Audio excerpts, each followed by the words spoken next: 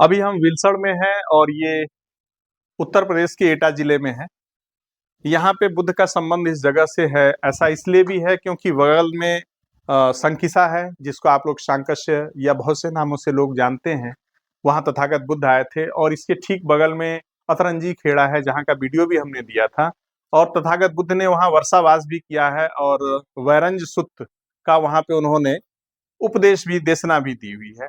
तो वैरंजा या अतरंजी खेड़ा जिसको कहते हैं वो, और संकिसा दोनों के बीच की ये जगह है विल्सड़। तो यहाँ विल्सड़ में आप देख रहे हैं ये कितने विशाल स्तंभ हैं, जो चौकोर स्तंभ पत्थरों से निर्मित है। और इस पे मैं एक मूर्ति दिखाना चाह रहा हूँ आप लोगों को। देखिए, ये हाथी का बना हुआ है। दो हाथियां जो हैं प्रवेश द्वार पे ही बनी हुई हैं और बीच में किसी सुंदर महिला का स्वागत करते हुए, आपका वेलकम करते हुए ये दिख जाएगा। और इसके अलावा और भी बहुत सी सुंदर मूर्तियां आपको दिख जाएंगी। इसके अलावा ये जोड़े में भी है और युगल युगल मूर्तियां भी यहाँ पे आपको दिख जाएंगी। और नीचे में स्पष्ट तो नहीं हो रहा है। और एक चीज और, ये जैसे ही हम इधर, मेरे ठीक पीछे पूरब है, और ये जैसे हम प्रवेश करते हैं सीढ़ियों के पास, तो यहाँ हम देखेंगे तो ये शंख लिपि, इसको विद्वानों ने बताया है कि ये शंख लिपि है, क्योंकि अभी तक ये पढ़ी नहीं गई है। और शंख लिपि में ये लिखा हुआ यहाँ पे कुछ मिला है, लेकिन शंख लिपि को अभी तक लोग पढ़ नहीं पाए हैं। कि मैं इस जगह पे आया हूँ बड़ी मेहनत से, और चिलचिलाती धूप है, इतने लोग हैं, कोई पानी के लिए हमें पूछ रहा है, कोई पानी पिला रहा है, और किसी के माध्यम से मैं यहाँ पे आया हूँ। लेकिन जिस जमाने में ह्वेनसांग त्सिंग या चीन से, यूनान से लेखक तीर्थयात्री भारत की ओर जब खींचे हुए आते थे, तो उनको तो पहचानने वाला, उनकी भाषा बोली समझने वाला कोई नहीं था। और यहाँ तो हमारे सब हमारे अपने हैं। तो मैं बता रहा था कि इस गेट के बारे में, कि यहाँ भी एक जो गेट है दूसरे पे, और यहाँ भी आप देखेंगे तो एक तारा देवी की मूर्ति आपको दिखेगी। और ये जो विशेष बनावट है बैठने की, इस ऐसी मूर्तियां आपको जहां दिखे तो समझ जाइए कि ये तारा देवी की मूर्ति हैं। और ये तारा देवी का संबंध बुद्ध के महायान के तंत्रयान से है। और ये शीर्ष पे जो ये शीर्ष पे जो उनका बाल बनाने का जो तरीका है, ये भी वही परिलक्षित हो रहा है यहाँ पे। एक चीज और मैं बताना चाह रहा था कि यहाँ पे एक स्थापत्य में जो महत्वपूर्ण चीज हमें दिख रही है, ये देखिए, ऐसा जब आप देखेंगे ईरान के या सेंट्रल एशिया के जो मस्जिद हैं, उन मस्जिदों के ऊपर ऐसी बनावट आपको देखने को मिलेगी। तो ऐसी बनावट विल्सड़ में हमें देखने को मिल रही है, ये बड़ी बात है। और हमारे लिए ये नई बात है कि ये बनावट और मध्य एशिया के जो स्थापत्य हैं, उनकी बनावट, दोनों की बनावट हमें सेम मिल रही है। और यहाँ भी हमें युगल मूर्तियां देखने को बड़ी आसानी से मिल जा रही हैं। ये जो ऊपर की जो जगह है, अभी तो ये ऊपर आप देख रहे हैं बिल्कुल खाली सा हो गया है, लेकिन ये ऊपर में जो इनको कनेक्ट करने वाला जो पत्थर रहा होगा, विशाल पत्थर, उस पत्थर के ऊपर बीच में तथागत बुद्ध होंगे, जैसा कि अक्सर बुद्ध विहार के प्रवेश द्वार में ऐसा ही रहता है। दोनों तरफ सुंदर मूर्तियां रहती हैं, युगल मूर्तियां भी रहती हैं, तारा देवी रहते हैं, कुछ यक्ष यक्षिणियां रहती हैं, और सबसे ऊपर टॉप में बुद्ध की मूर्ति रहती है। ऐसा अक्सर हम बुद्ध विहारों में देखते हैं। लेकिन ऊपर का पिलर अभी कहाँ है, स्लैब कहाँ है, वो हमें भी नहीं पता और इस गांव के लोगों को भी नहीं पता है। तो मैं कभी दिखाऊंगा, हो सकता है हमें गांव में यत्र तत्र बहुत सी चीजें मिल रही हैं। और ये पूरा गांव ही बुद्ध विहार पे टिका हुआ है, क्योंकि कई जगह मैं देखा हूँ इस गांव में बहुत सी मूर्तियां मिलेंगी। अभी एक यहाँ पे एक ये पशुओं के पानी पीने का एक नाद भी है। नाग है, नागों ने घेर रखा है, और नागों ने घेर रखा है, और बीच में ये तथागत बुद्ध या तारा देवी, देखिए यहाँ भी बैठने की जो शैली है, वो तारा देवी की ही शैली है। और महिला अगर भिक्षुनी है या महिला अगर बुद्ध है, ऐसा उनका मानना है। तारा देवी को जो लोग जानते हैं या जो लोग तंत्रयान को समझते हैं, तो ये मानते हैं कि ये महिला के रूप में बुद्ध है या महिला के रूप में बोधिसत्व हैं। ये तारा देवी हैं, और इनको भी इन्होंने नागों से घेर रखा है। यानी नाग नाग का कॉन्सेप्ट बुद्धिज्म का कॉन्सेप्ट है। क्योंकि जब तथागत बुद्ध जब ध्यान साधना कर रहे थे और वो ज्ञान प्राप्त करने की ओर अग्रसर हो रहे थे, तो परिस्थितियां ऐसी विपरीत आ गई कि बहुत बारिश, बहुत तूफान आया, और नागों ने उनको चारों तरफ से ढक लिया। लेकिन विद्वानों का इसमें एक और कथन आता है कि नागवंश के लोगों ने उनको एक आश्रय दिया। तो नागवंश का भी बहुत बड़ा संबंध रहा है बुद्धिज्म से या बुद्ध के धम्म से, तो मैं कभी बताऊंगा इसके बारे में। देखिए यहाँ पे भी एक शेर है, दो शेर हैं बल्कि, ये तो एक बड़ा है और एक ये छोटा है।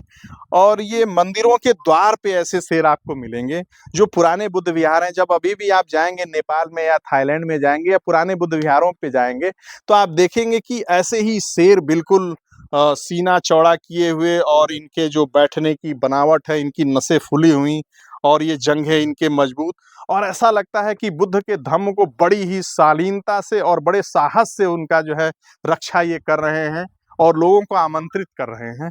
तो ये बुद्धिज्म के अंदर ये शेर का भी, सिंह का भी बहुत बड़ा महत्व है। कई जगह आप लोग देखे होंगे कि सम्राट अशोक महान ने जो अशोक स्तंभ बनवाए हैं, सिंह युक्त अशोक स्तंभ उन्होंने बनवाए हैं, और वो राज चिन्ह के रूप में भारत का भी है। तो ये सिंह का भी बड़ा महत्व है। ये देखिए, ये स्तंभ है और इस प्रांगण में दो स्तंभ आपको ऐसे मिलेंगे और इस पे कुछ डिजाइन भी बनी हुई है। और इस डिजाइन को देख के हमें तो नहीं लग रहा है कि कुछ लिखा हुआ है, लेकिन हो सकता है कुछ लिखा भी हो। लेकिन एक चीज अशोक के स्तंभ में और इस स्तंभ में मैं एक अंतर देख रहा हूँ कि अशोक के स्तंभ बिल्कुल गोल रहते हैं, एकदम गोलाकार सूड। ये स्तंभ बिल्कुल ऊपर से नीचे तक एक समान है और पूरा गोल नहीं है, थोड़ा सा इसमें अंतर है, इसकी शुद्धता में फर्क है। तो हो सकता है कि सम्राट अशोक महान से प्रेरित होके किसी राजा ने ऐसा स्तंभ बनवाया हो। किसका नाम है ये भी नहीं पता, लेकिन कई लेखक, कई इतिहासकार आजकल इसको कह रहे हैं कि गुप्ता पीरियड का है। तो अब बड़ा प्रश्न ये है कि गुप्ता पीरियड में आखिर शंख लिपि कैसे आई, क्योंकि गुप्त जो धम्म लिपि है, गुप्ता ब्राह्मी जिसको कहते हैं लोग, तो गुप्ता ब्राह्मी तो पढ़ी जा सकती है, लेकिन इसपे तो शंख लिपि लिखी हुई है। चाहे यहाँ भी या वो जैसे हम मंदिरों के प्रवेश द्वार पे जैसे हम जा रहे हैं सीढ़ियों के पास भी एक और स्तंभ है, मैं उसको देखना चाह रहा हूँ कि उस पे क्या लिखा है।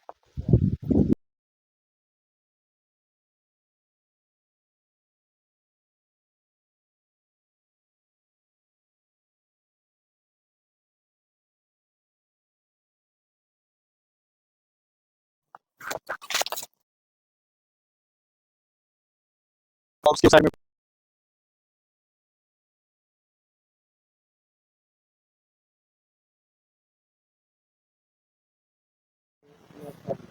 अभी देखिए मैं आ गया हूँ इसी विल्सण में। जैसा कि मैं बता रहा था कि पूरे गांव में, कण-कण में यहाँ पे ऐसी विरासत फैली हुई है।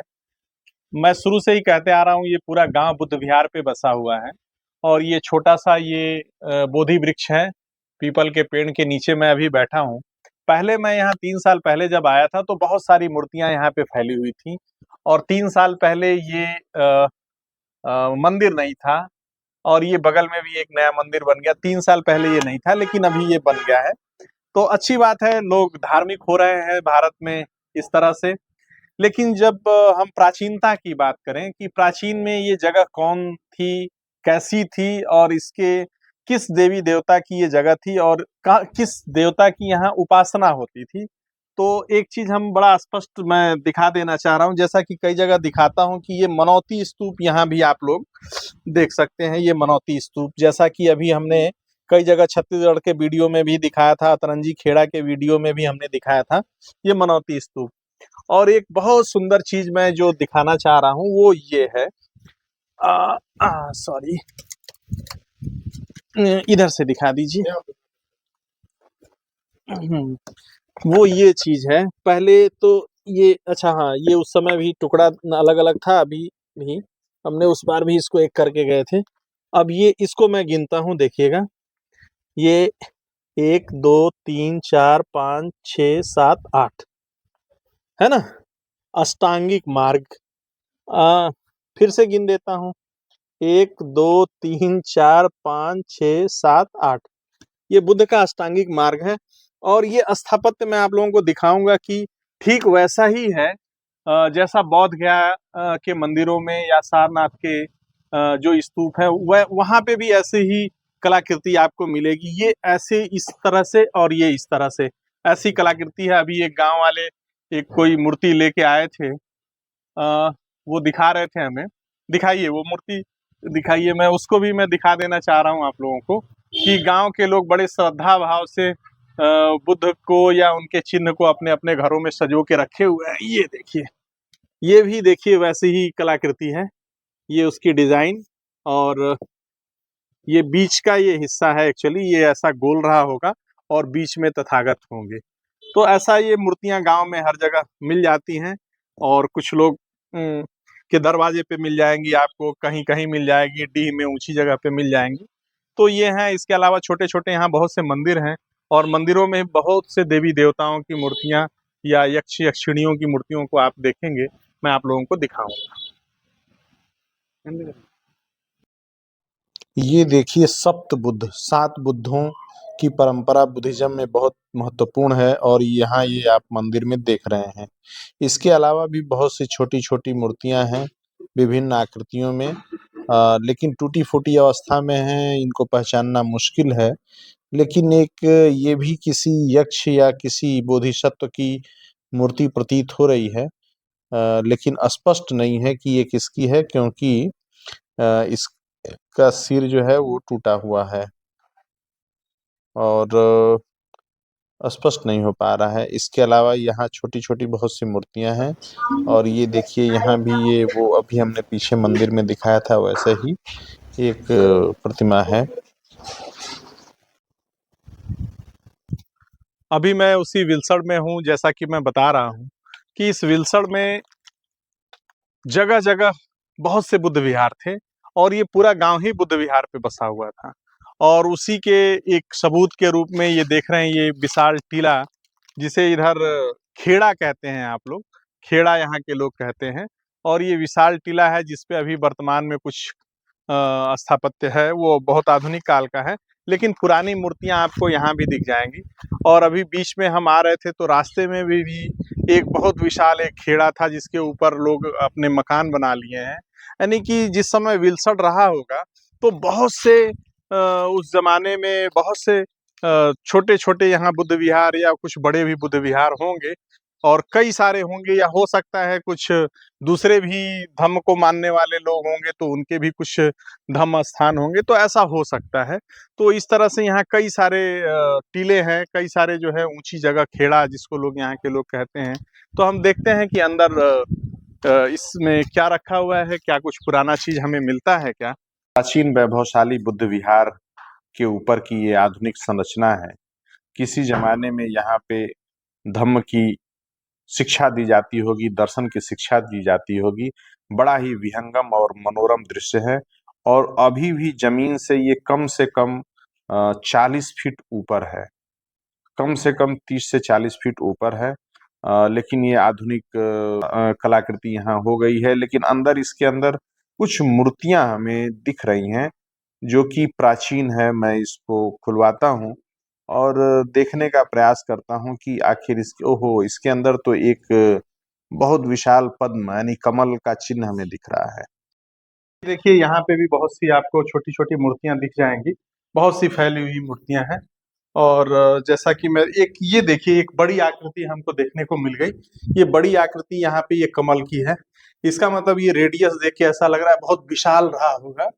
और ये कमल की पंखुड़ियां हैं, और किसी ये मंदिर के ऊपर का हिस्सा है ये, जैसा अक्सर हम देखते हैं कई सारे मंदिरों में। और ये देखिए एक छोटा सा भी सिंह है, छोटा सा एक सिंह है, ये पता नहीं सीमेंट का बना है। ये देखिए यहाँ भी एक है, 1 2 3 4 5, यहाँ भी 5 तो आकृति में है, वो कमल की आकृति में। और इसके अलावा छोटी छोटी मूर्तियां हैं यहाँ। एक अलग प्रकार का पत्थर ये है, ये अलग प्रकार का पत्थर है। ये देखिए उसी का एक हिस्सा है। अब ये पत्थर कहाँ पे मिलते थे या किस तरह से बना हुआ है, ये हमें नहीं पता। एक ये भी है। तो मेरा ये कहने का मतलब ये है कि जो विल्सण की जो संस्कृति है और विल्सण का जो स्थापत्य है, इस स्थापत्य में कई सारे कई समय के निर्माण यहाँ पे हमें दिख रही हैं। इसका कारण और ये सबूत ये भी है कि बहुत तरह के पत्थरों को मैं यहाँ देख रहा हूँ। कम से कम अभी तक मैं 4 प्रकार के पत्थर यहाँ पे देख लिया हूँ कि 4 प्रकार के पत्थरों में यहाँ पे आकृति उकेरी गई है और नक्काशी की गई है। बड़ी ही आकर्षक नक्काशी है। और फिर मैं लास्ट में आप लोगों को बता देना चाहता हूँ कि एक तरफ अतरंजी खेड़ा है, जिसका प्राचीन नाम वैरंजा था, और वैरंज सूक्त का वहाँ पे तथागत बुद्ध ने देशना भी दिया। और इसके ठीक बगल में संकिसा है, संकट से जहाँ सम्राट अशोक महान ने तथागत बुद्ध आए थे, इस सबूत के तौर पे उन्होंने वहां पे एक स्तंभ लगवाया जिसपे एक हाथी है आज भी। लेकिन वेन सॉन्ग लिखते हैं उस जगह के बारे में कि वहां उन्होंने 2 स्तंभ देखे थे। तो 2 स्तंभ वहां पे देखे थे, लेकिन अभी तक तो मैंने भी एक ही स्तंभ देखा है, और वो स्तंभ पूरा नहीं बल्कि बस हाथी ही हमें दिखता है और थोड़ा सा एक हिस्सा। तो अगर और स्तंभ होगा तो हो सकता है भविष्य में हमें मिले। तो ये था विल्सन, जिसे आप लोग देख रहे थे और जान रहे थे। बड़ी अच्छी जगह है, एक बार जरूर। विल्सन की site archaeological survey of India के अंतर्गत संरक्षित है, और ये गांव में जगह जगह आपको बड़े बड़े स्तंभ दिख जाएंगे। ये किसी ने अपने दरवाजे पे रख के उसको मिट्टियों से लेपित कर दिया था। और ये देख रहे हैं ईंटों का बहुत बड़ा ढेर, जो किसी जमाने में यहाँ पे जब बुद्ध विहार हुआ करता था तो बहुत से कक्ष भिक्षुओं के पढ़ने के लिए, अध्ययन के लिए बने थे। लेकिन आज तो ये बिखर गया है, पूरा गांव ही इन ईंटों के ढेर पे बसा हुआ है। मैं तो देख के हैरान हूं, क्योंकि इतनी बड़ी विशाल संख्या में मैंने कहीं भी ईंटों को नहीं देखा था कि पुरानी ईंटों पे पूरा गांव ही बसा है। और इस इलाके का बहुत बड़ा गांव है, बहुत ही बड़ा गांव है, और पूरा गांव इन पुराने ईंटों के खंडहर पे, ढेर पे बसा हुआ है। ये देखिए, एक बड़ी साइज की ईंट इस गांव के लोग बड़ा उत्सुक होकर दिखा रहे हैं कि बड़ी बड़ी साइज की ईंटें थी, लेकिन अब ये टूट के छोटी हो गई हैं। तो मौर्यकालीन ईंटों की भी विशेषता रही है कि उनकी साइज बहुत बड़ी होती थी और उनकी एग्जैक्ट साइज थी। तो मैं नापने का प्रयास करूंगा। ये देखिए, किसी ने अपने घर के नीचे नींव ही इन पुरानी ईंटों से बना दिया है। और ऐसा यहाँ भी हो रहा है। यहाँ भी देखिए, उन पुरानी ईंटों से ही लोगों ने अपने घरों को ही बना दिया। तो लोग बता रहे थे कि ये देखिए, ये बड़ी वाली ईंट एक सुरक्षित है, जो ये दिखाने का गांव के निवासी प्रयास कर रहे हैं।